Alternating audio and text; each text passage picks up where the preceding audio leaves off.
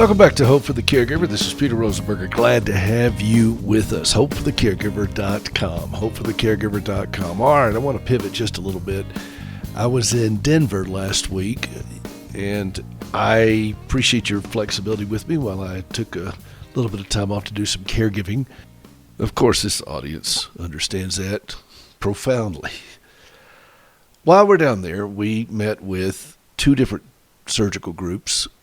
Last year, Gracie had several operations, and one of them was the large one she had on her back, where they had to go in and reposition her spine because she had developed what they call flat back syndrome. She didn't have any curvature to her spine, and therefore she was bent over about 45 degrees. It was a big, big, big surgery. She also had to have a follow-up surgery to that, which because of a post-op infection, and then we've started the recovery process. She also had to have a screw taken out of her left femur, where she broke her leg. She fell and broke her leg a year and a half ago, and not the part I can fix with duct tape and pliers, but it's it was right above where her knee, right above where her prosthesis hits, and she twisted and fell, and it's just one of those kind of things. I mean, Gracie has lived a pretty active life as an amputee. I mean, she's been snow skiing and horseback riding and four-wheeling and snowmobiling and everything else, but this is one of those kind of freak things. So they flew her to Billings, they fixed this, but the screw they put in there to anchor that rod in the femur was too long, and when she wore a prosthesis, it was too tight, and it was pinching her, it was stabbing her, it was pretty uncomfortable, so she couldn't walk very well. So we had that taken out in Denver from an ortho group down there, and everything was good. I told Gracie, said, we got to fix that flat tire. So we fixed that, and I didn't fix it, but I got her down there. And they signed off, said, look, it's all healed up. Now, the recovery process, you still have to kind of work it, physical therapy and so forth. We understand that. The neurosurgeon, however, looking at her back, the disc above where the fusion stopped is collapsing, and it's causing quite a bit of pain. The technical term is called PJK, proximal junctional kyphosis. And what they're going to do is go up over the curve that she now has in her back and anchor it more with rods and so forth to the thoracic area. And then that should straighten her back all the way. She's still been over enough that it's a problem. And then 6 months after that surgery is completed, then the ortho surgeons will go back in and do what they call a hip flexor release, because she's been sitting in a wheelchair, bent over, hasn't been able to stand up straight, and her hip flexors got really tight. Okay, that's the bad news. All of that is happening, and I wanted to give you all that update because that's going to involve me being in and out quite a bit over the next several months. The good news is the neurosurgeon told us, look, this is a complication that comes for about 20% of the patients that have the kind of surgery that Gracie did last January. And we know exactly what to do with it. Now, why is that important? Well, certainly it's important so somebody knows what they're doing. This is not one of those unexpected things, but for so much of Gracie's journey, we heard we've never seen this before, or this is a first, or all those kinds of things.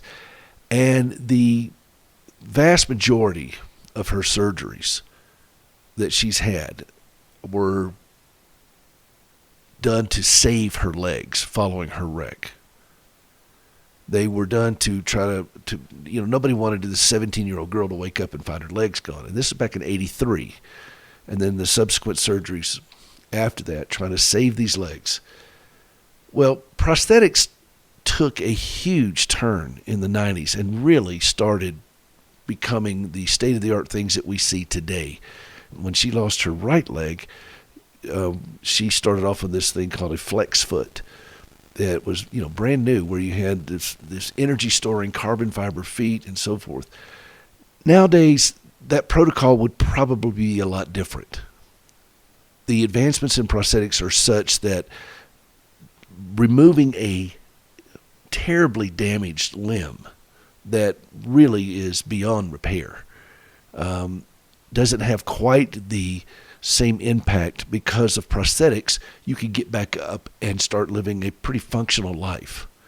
But we didn't have that opportunity at the time, and nobody really knows the pain you're saved from. They only know the pain you have.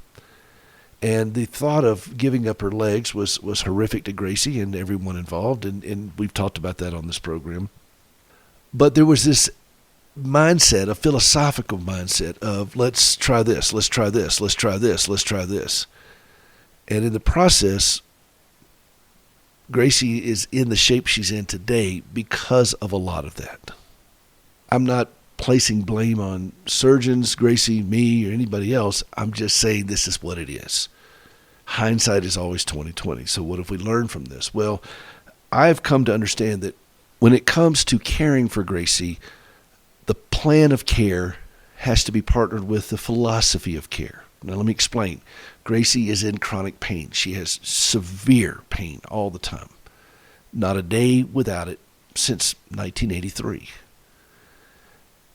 She can get out of pain today, right now, but she would be so sedated or so anesthetized or so numb that she couldn't function. So you have to have a philosophy. Okay, what is the goal here? Is the goal to get her out of pain? Well, that's not possible and have any kind of meaningful life. So she has to learn to cope with the pain and deal with it. That's the philosophy part of this. How do I do this? Well, the same thing with surgical approach with her. And she's had so many of them, and we've been to this well. She's an orthopedic train wreck. And that's not my words. She's at the far end of complex orthopedic trauma. And so you have to have a philosophical approach to this. Okay, what is the best thing to do overall for Gracie, the wholeness of the person? And so when I had this conversation with the neurosurgeon, I was very encouraged that he was thinking the same way, that we don't just try something, that we have this thing mapped out before she ever shows up at the hospital. Okay, so that's, as much as possible. There's always something that can go awry, but you're not just hoping for the best. You're going in there with a very detailed plan of this is exactly what we're going to do. So when they took that screw out of her femur, they knew exactly what to do and how to get it done and what to expect. It was all laid out. This was not, we're going to try this. So that's the approach we're taking with this.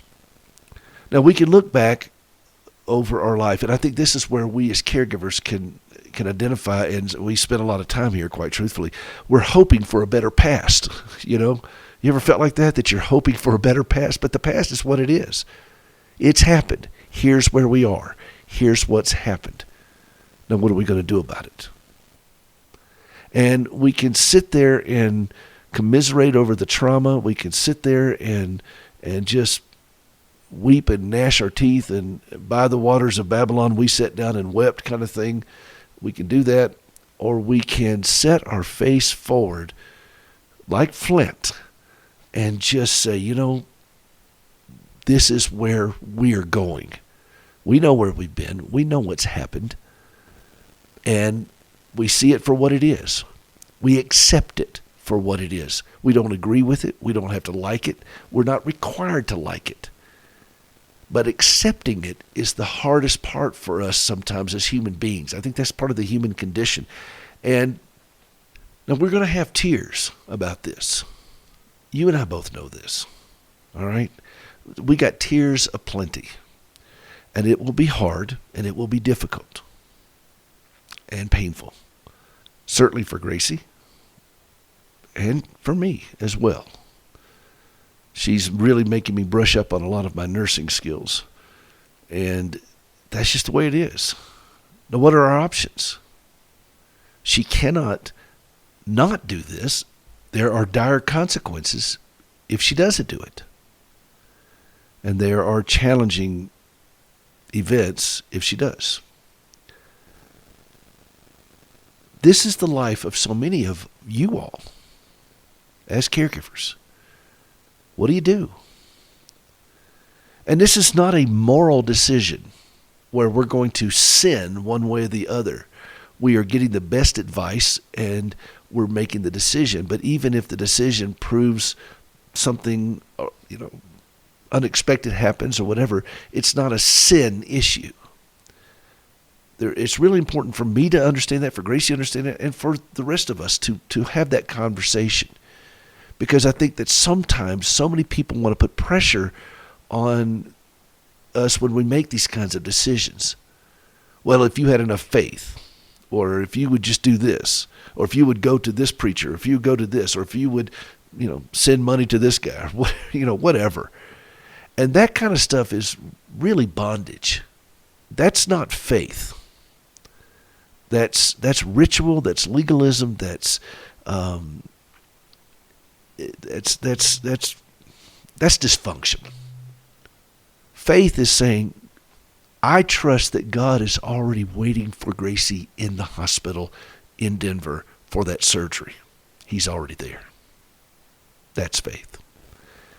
I trust the ever-living one. His wounds for me doth plead, as the hymn says. And this did not come easily to either one of us. But this is our life. And we're not going to, we'll get through this surgery and then we'll get on with our life. No, this is our life. And I can resent it. I can rail against it.